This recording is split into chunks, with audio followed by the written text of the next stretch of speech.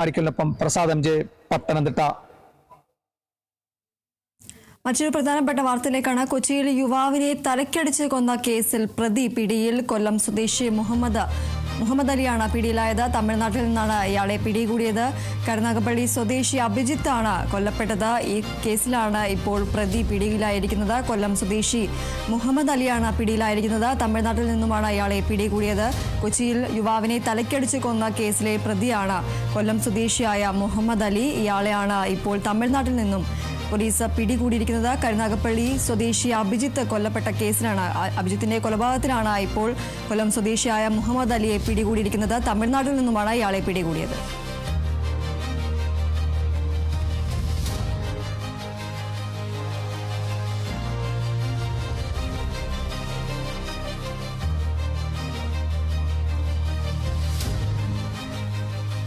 കൊച്ചിയിൽ യുവാവിനെ തലക്കടിച്ച് കൊന്ന കേസിൽ പ്രതി പിടിയിലായിരിക്കുകയാണ്. തമിഴ്നാട്ടിൽ നിന്നുമാണ് പ്രതിയെ പിടികൂടിയിരിക്കുന്നത്.